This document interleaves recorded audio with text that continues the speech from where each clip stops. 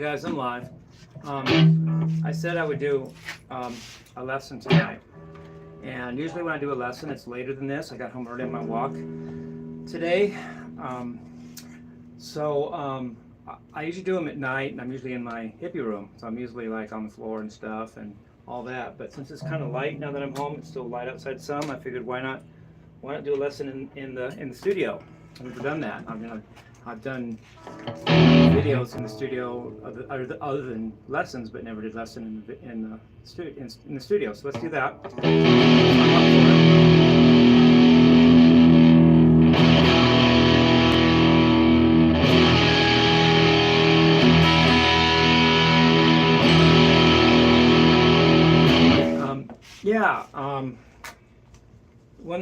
One thing is that's cool about that you should know about guitar. I'm not going to go into it but it's good to know how to set up your guitar too. It's not just playing it in the musical part. It's good to know how to set the action and the intonation and all that. I'm not going to go on about it because I'm not a pro guitar tech, but I'm good enough to do my own things. I never go into the tech. I never go in and say, hey, fix my guitar. I never do that. Unless it's an electronic thing and it revolves soldering and all that, and then I know that, that's rare, and then I might go to some, because I don't know how to solder, but I can set them up. And so it's good to know that for yourself, to know how to set up your own guitars, so you know how to do it the way you like too, not just because you don't have to pay money, because some people don't care about money because they may have a lot, but if you do it yourself, you know how to make it exactly right. A guitar tech is going to do it the way, either some standard way or the way he likes it or she likes it. But only you can do it as you like it, and that's one of the things I think gets me my sound. Isn't just I think part of that is my sound is that I know how to tinker with the guitar itself to get the sound I want. Not just the amp or the amp setting or the pedal I use or whatever. It's also that I set the guitar itself up the way I like it and the way it makes me help get my sound. And ironically, I'm not a guitar tech, but anybody out there, if I set up your guitar for you, you'd probably say, wow, that's cool. But I'm not a guitar tech, so just do that. Learn to do that for yourself is a cool thing. Now, second little thing, preface I want to talk about is the mental part of guitar playing is important. Despite DJ saying in 1988, which was 38 years ago, something like that. No, 36 years ago. I don't know. I forget the math. But he said, no, don't do this really hard thing. Don't do that. Don't worry about theory. Just play the note you want, and don't do this hard thing. Analysis is paralysis and all that.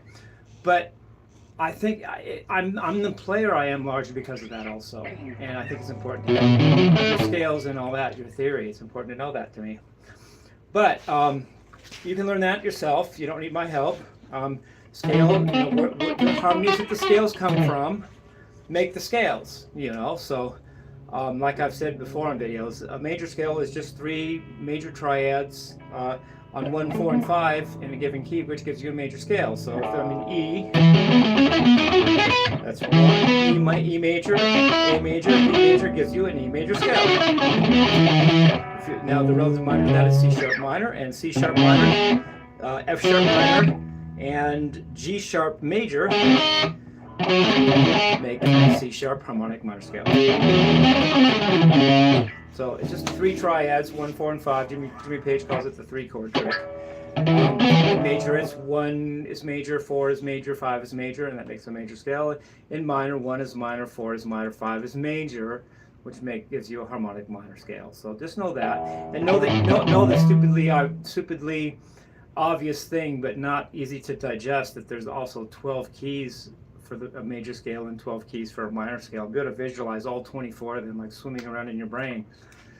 And if you can do that, you get your head around all the music that you're going to play, nothing's going to really surprise you, and you can be on top of most of it. I'll just say some of that. I mean, why not? I mean, I was going to do just technique and go right into it. A lot of times, like I'm playing, let's say I'm in G major. So I might play in G major. And often I go up a major third and do the minor key. So I would go to B minor, which is harmonic minor.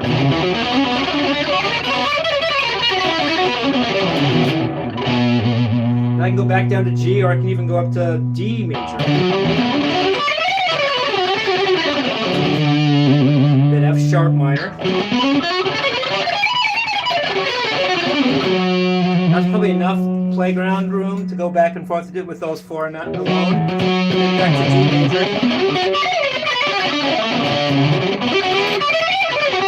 And then back to the B minor. Back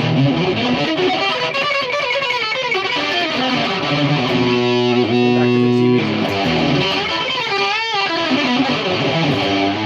So little familiar patterns like that, the way to modulating patterns that make your style and sound like you are good. If I'm in a major key, I start with a major key. I go up a major third to a minor key. Up a minor third to another major key. Up another major third to another minor key. And play with those four keys. I go back and forth between any one of them I want.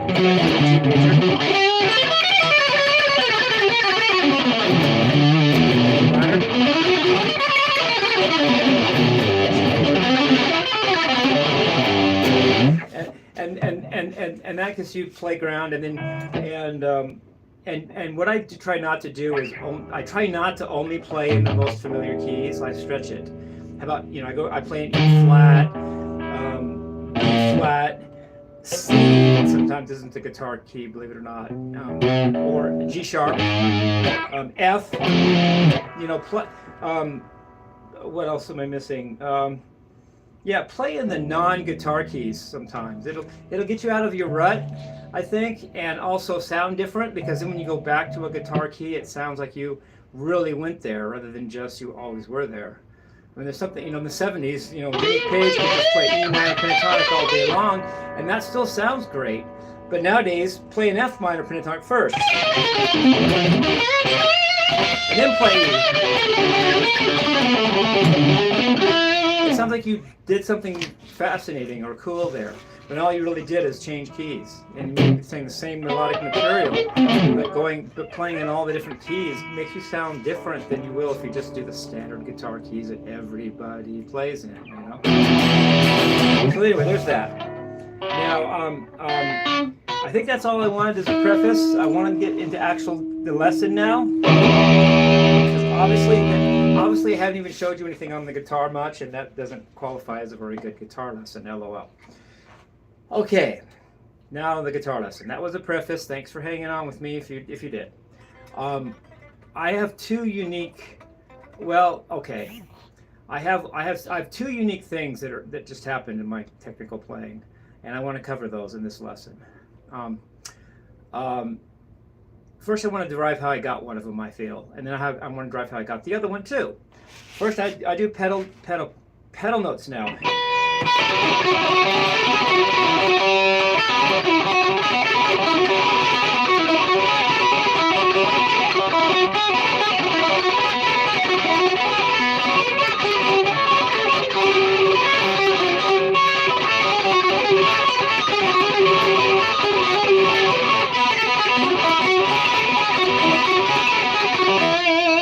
Now I want to discuss how I got that. And first of all, it just came to me when I was ready for it. First of all, don't really force things. Just do it when you're ready.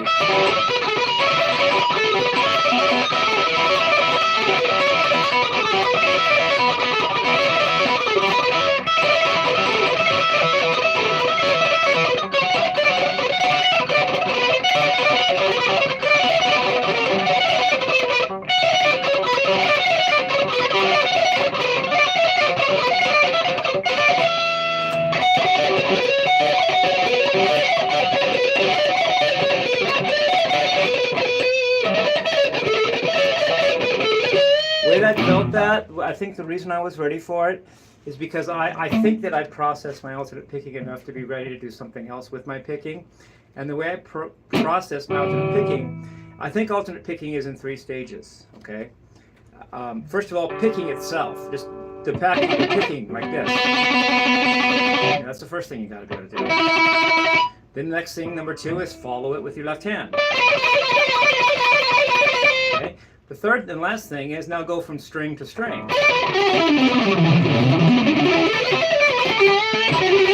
And I think in my mind I had already mastered the first two sections of that, which is the and the following with the left hand, and then it was just up to going from string to string. And when I was ready for that, I realized, well, while I'm going for string, why not do the pedal thing?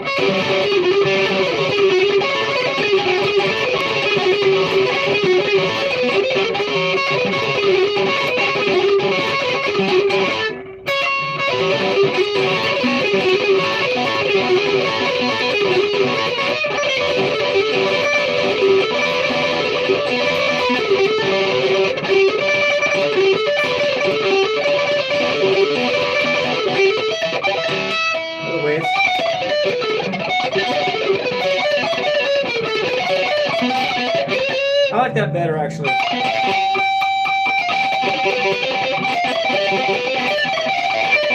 always try different ways, and I like that better. Let me just do that way.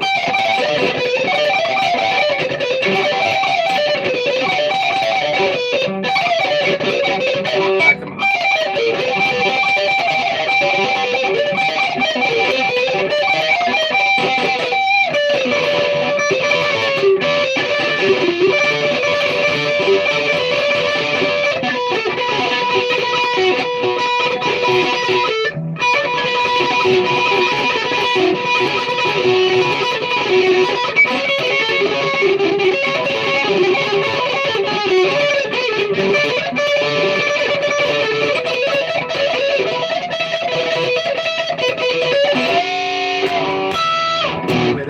That's something you practice, you know.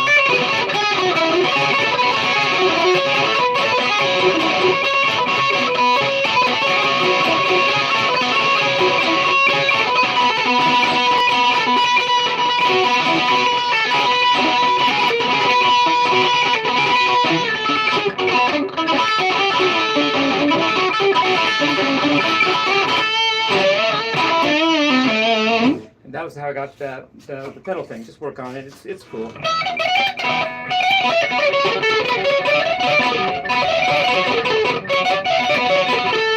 Now, before I leave that topic, let me do some instruction on it. What I usually do is I start with a position to be in for the left hand, and then I can for all for the left hand, but then for the pedal note, I mean, is a left hand position, and then go to the next position or that current position for your notes choice for the note that moves. So let's say I'm in C sharp Dorian. Okay, that would be this and this. That would be the D sharp Phrygian position, and that's good material to use in the C sharp position where the pedal note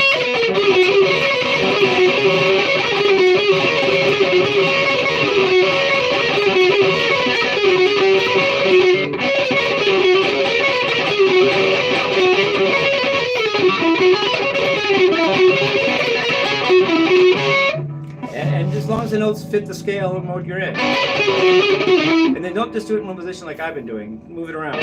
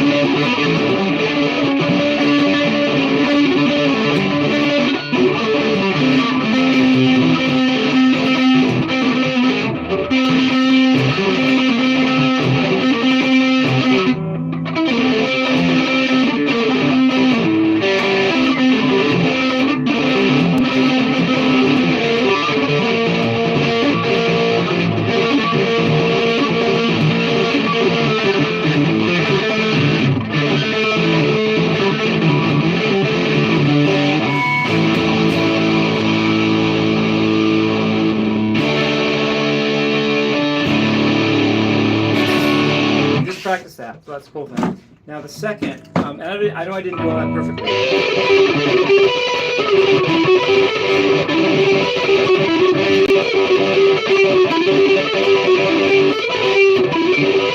I'm still working on it. And that's a good thing, because I'll get better at it.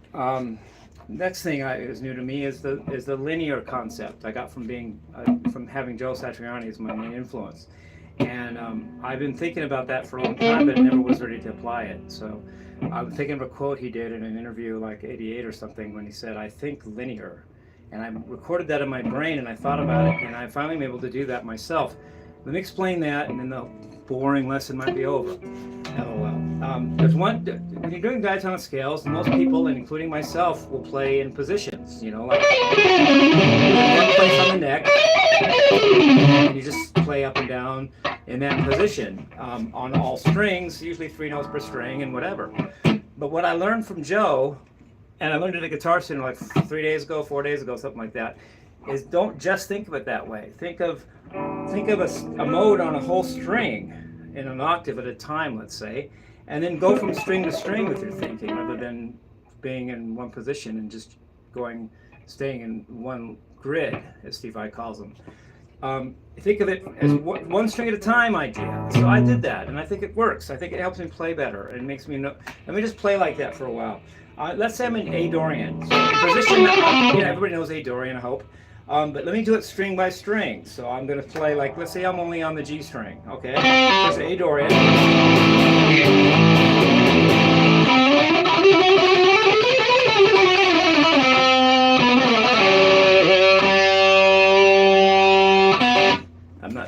I don't like the way my guitar is acting. Let me tighten things here. I'll get back to that. I'm in A Dorian, and I'm going to play a one string at a time idea.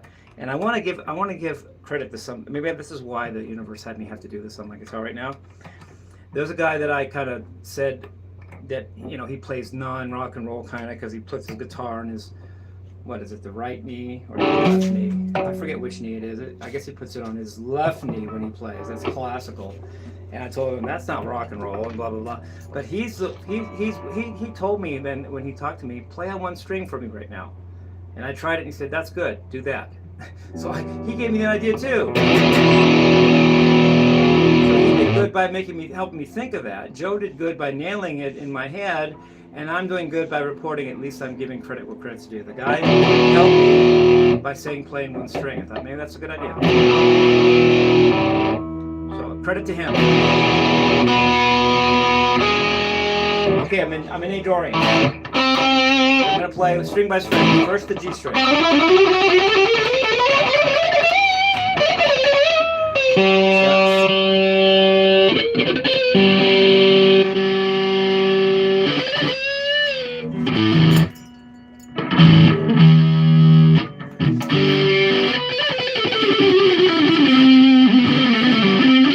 Make melodies out of it.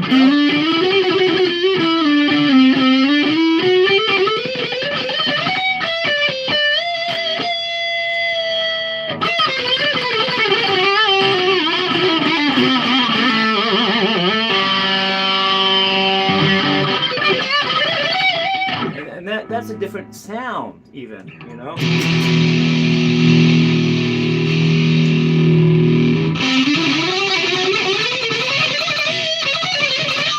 Tapping too. Why do I not like my sound right now?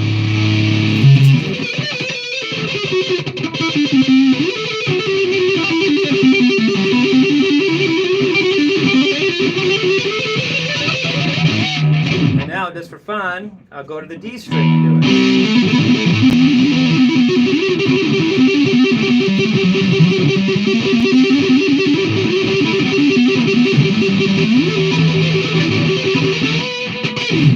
Each string is like its own instrument. Now play on the A string.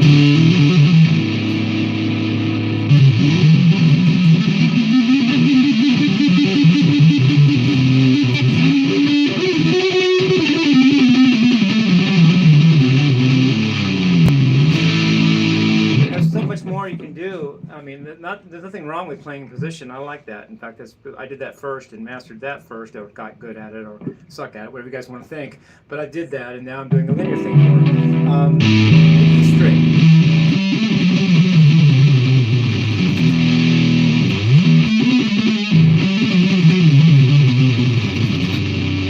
Now don't forget the B string.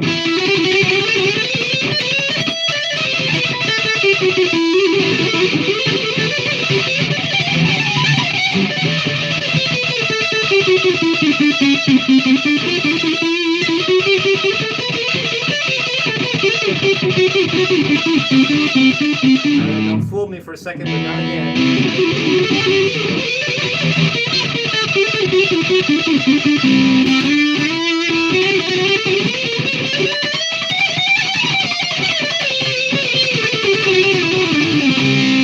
The first position always fools people, at least me. Play the note sometimes on the first fret. It is a fret after all.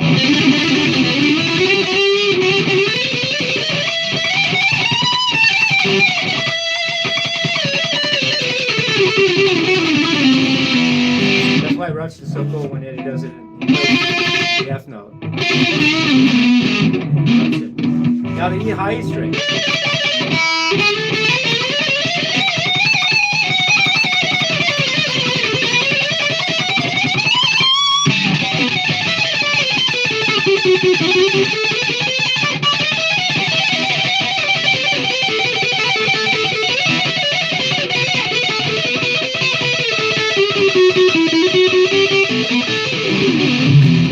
We've done that a while, playing position. Everything gets old after a while.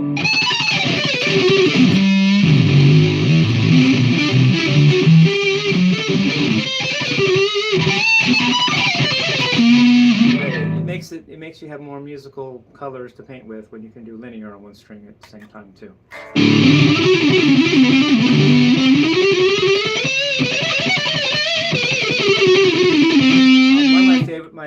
One of my favorite strings is the G string.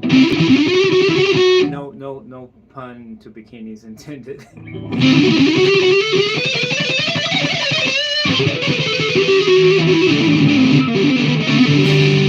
Now, just to show I didn't just cook that up, let's do a different key. Let's do B Aeolian. Okay, so I'm in B Aeolian.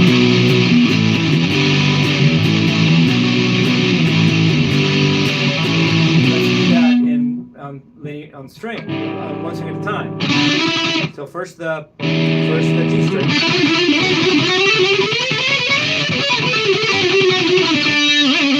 Reminds me of this song. By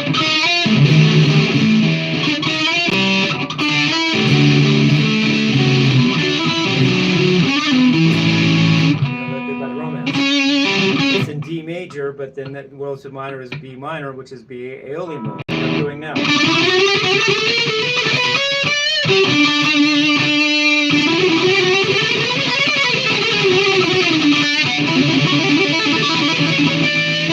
The D string.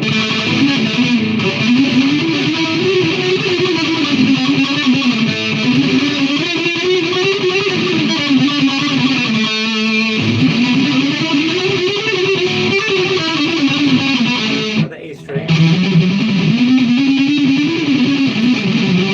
Now the D string, low D string.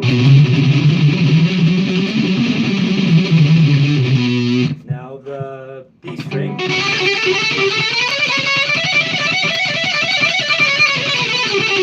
And now the high E string.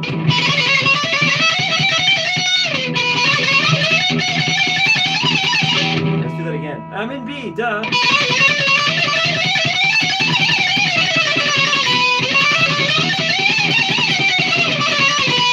Now just do all of them, but do one string at a time.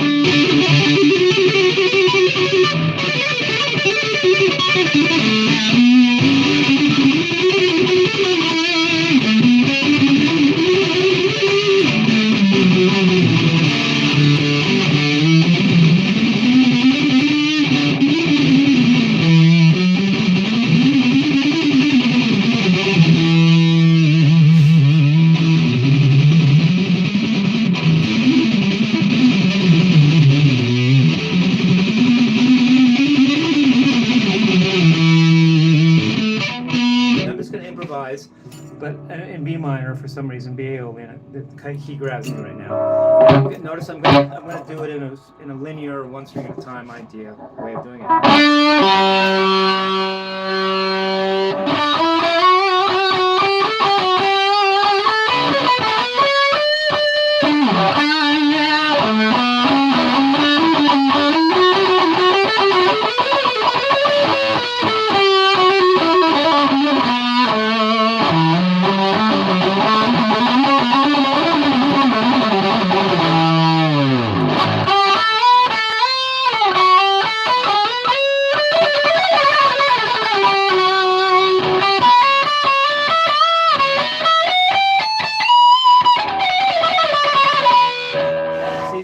Let me a little bit. Now, I hate to do this to Joe, but I know he's great with melody making, but part of his secret, not that he isn't great, because he is that he knows his scales on linear string, one string at a time, like I'm doing. It makes you more melodic. It gives him more colors than the average guitarist that doesn't know that. Yes, Joe's a genius, but knowing what he does helps too. Okay, even for a genius. So I'm gonna really put my heart in it, in B minor, knowing what I know about linear, and see what happens. I'm not just see if I make a beautiful melody that way. Okay, here we go.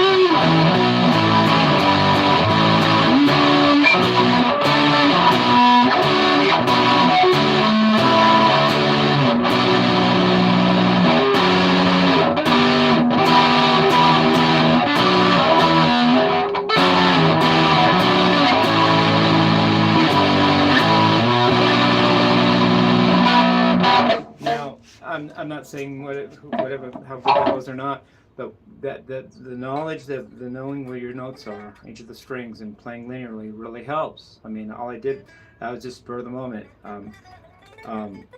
But knowing your stuff helps you be able to create.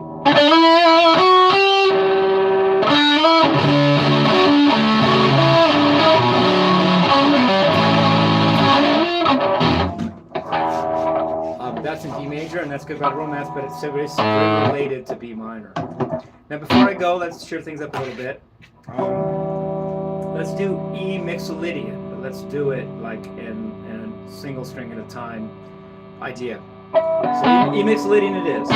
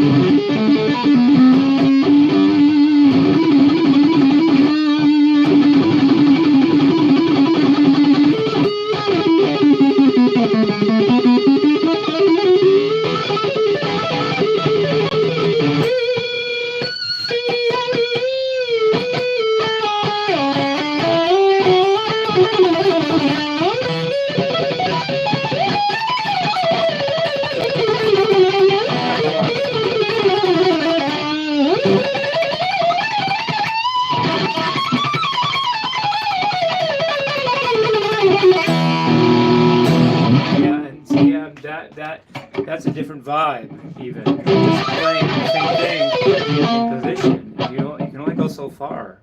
Thanks to the guy at Guitar Center that said playing one string. Thanks to Joe for kind of giving me inspiration, and I did my own, and then I'm able to do it now. I'm just gonna play more loosely now, just for fun, in E Mixolydian, and see if I can make some cool noises with single string idea.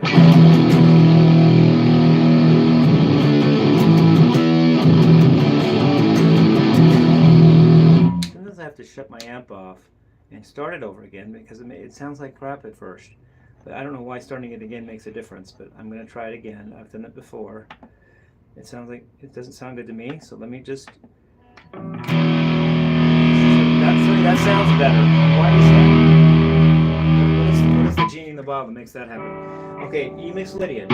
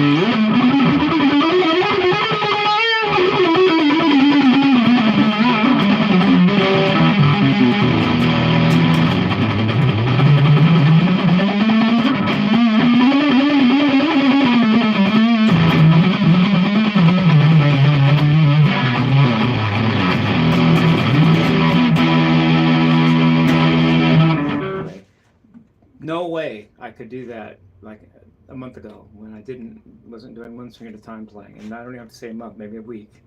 LOL. It just opened me up, and Joe helped. So Learn that. And before I go, let me just know that you have your work cut out for you, as I did, because to be able to do what I'm doing, you need two things. You need to know how to do each string in any mode you want, and then you got to be able to go from string to string and know which modes fit on each string to be in a certain mode overall. It's the game of the guitar playing is half mental. Like they say, baseball is half mental. The game of baseball, because it's half crazy. Guitar is half crazy, but it's also half in your brain. It's half mental. So really cool to know that one. I just had a thought.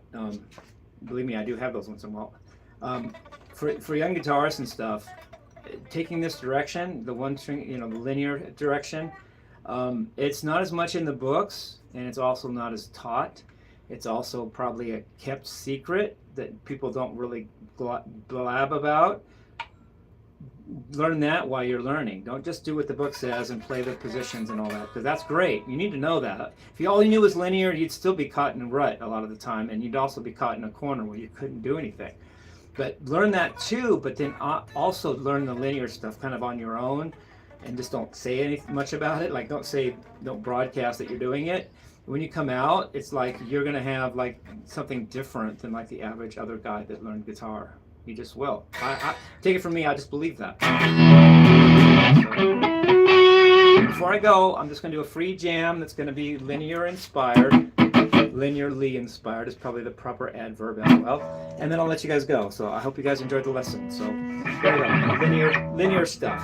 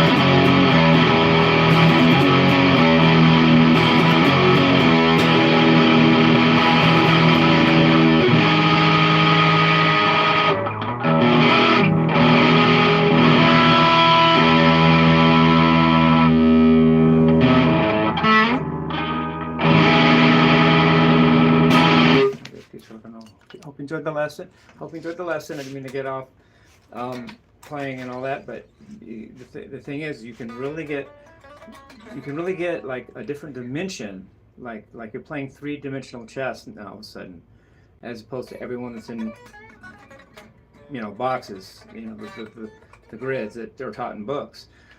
Think of that as two-dimensional chess. If you just get outside of that and think of it linearly, you can just do more. You can actually express yourself like on the guitar, and rather than the guitar playing you, you're playing it, kind of thing. Because there's times when I played guitar when the guitar was playing me, and it's not a good place.